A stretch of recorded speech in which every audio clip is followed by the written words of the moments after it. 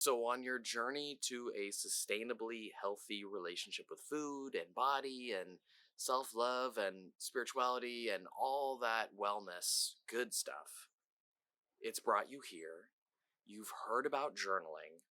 And now let's tie it all together. Let's answer all the questions about journaling. So, if you have any doubt in your mind about if journaling's too hard, if it takes too long, if it is overwhelming, if you're going to quit, we're going to be covering the science of journaling as well as those common fears that come up. So if you're at all doubtful of journaling, this video is for you.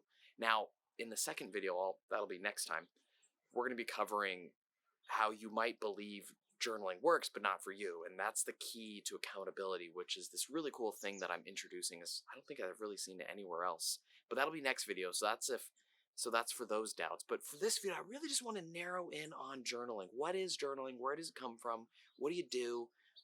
Is it hard, time consuming, overwhelming? And are you worried about quitting? So let's just dive in.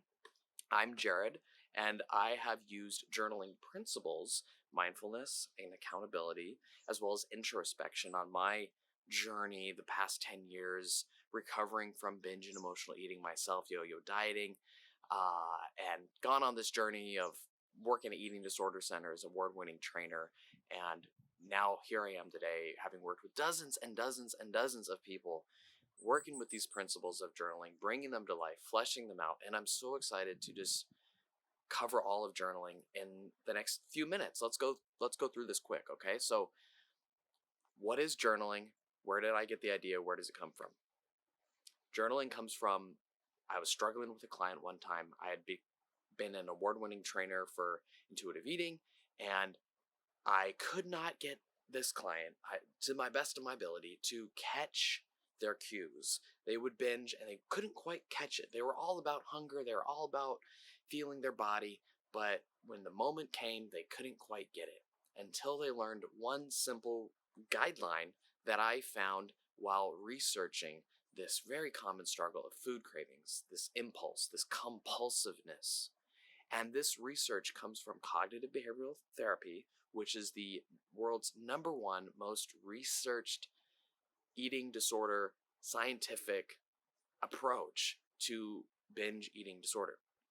And what cognitive behavioral therapy says as a guideline for journaling is write, W-R-I-T-E, write before you eat. The moment you're about to eat, the moment you're about to binge, write down something. And that's what journaling is, right there. And it might sound odd to you that could work. We'll cover that in a moment. But I just want you to, if I've worked with dozens and dozens of people, I've tried to understand where people come from. And a lot of people are worried about journaling taking up too much time. A lot of people are worried about journaling being too hard. Now, I hope in this quick little snippet, we've covered 2 of those, right? You write before you eat. It could be food. It's not calories. You write hunger, 7 out of 10, or emotion, stress, or you just take a moment to pause. You could even write down what you're about to eat. Now, tell me something. Does that sound very difficult or hard to you? No, it should not. Now, this science is extremely proven because when you write down something before you eat, you automatically pause. You automatically break the cycle of stimulus, stress, or pain, or deprivation, or hunger stimulus, and automatic response, which is emotional eating for comfort. You break that down when you pause and journal, even if it's for a split second. And in that pause, if we can get accountability, which I'll cover in the next video, very, very important. If we can look at it, if we can study our eating patterns, if we can understand the triggers, the hunger, the lack of food satisfaction, what is actually causing this compulsivity, then we can, as science says, about 40% of people will become abstinent from binging in about 20 sessions, about 2 months. So that is incredible science. And this is sort of what I see as well. It seems like about 40% of people can get over binging just by journaling before they eat, and importantly, the insights they gain from that process. Food satisfaction, hunger, stress levels, the things that are leading up to binging. When you have a record, when you look at that record with somebody, you get over binging. And yes, not everyone gets over binging. there is more to it than that. It is more to it than that. There can be, for about 60% of people, the CBT journaling process that we've just talked about will help dramatically. If you are binging 7 times a week, you'll go down to like 1, right? It's not the perfect solution for about 60% of people, but it's the best we got right now for a simple, straightforward, easy, effective, not too much time, not overwhelming process. 40%. Now, that is amazing.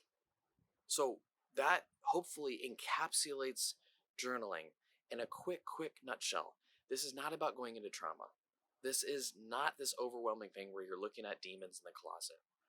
This is relatively straightforward cognitive behavioral therapy that just looks at triggers, looks at mindfulness, looks at emotions, looks at hunger, keeps you really just honestly, it's just about talking, just noticing your eating patterns without shame, and really learning how to notice your eating patterns without shame. Just noting that a binge happened, learning from it, and that mentality in and of itself is the key, where you are just looking at your binging without this shame and this guilt and this other stuff that comes on.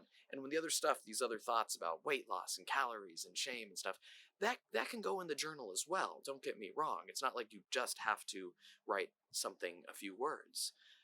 But the key here is just starting to look at your eating habits, starting to study them, starting to look at it, understand your triggers, what's happening. And when you do this, about 40% of people will get over binging, period. And that's what this journaling is all about. So stay tuned for the next video. I'm going to be covering this persistent belief when you have failed many times before at various diets, right? Because let's face that, if you're coming at this, if you're listening to me, and you're like, okay, great, journaling's great, but I always quit, right? I always quit. I can't do it. I can't. Journaling works for other people, but not for me. I'm going to be covering that video next. Although briefly, I do want to say about quitting, you're not meant to journal forever. You're really not. This is like training wheels for a bicycle. You put them on, you get a tool, so it's structure. It's not left and right, or sorry, it's not like you're getting out of balance. There's a balance here with the training wheels, right? When you're riding a bike, when you're learning how to ride a bike, you're either going to fall off. In binging terms, you're going to go into restriction or binging. That's the extreme behaviors. But the journal is going to keep you relatively on track, and you're not supposed to do it forever, because when you study your cues are the things you learn about while journaling, but basically the things that the stress, the hunger, the emotions, the thoughts, etc., these common thought patterns that you start to see in your journal, the rebel, the food scarcity. When you see all that, you can spot your triggers, and that helps you to get over binging. And then you're over it. You don't need a journal about it because you already have the cues. You already know it. So, anyways, journaling is not meant to be forever, but I'll cover that other deep down belief where you are broken. You can't fix yourself. So that'll be next.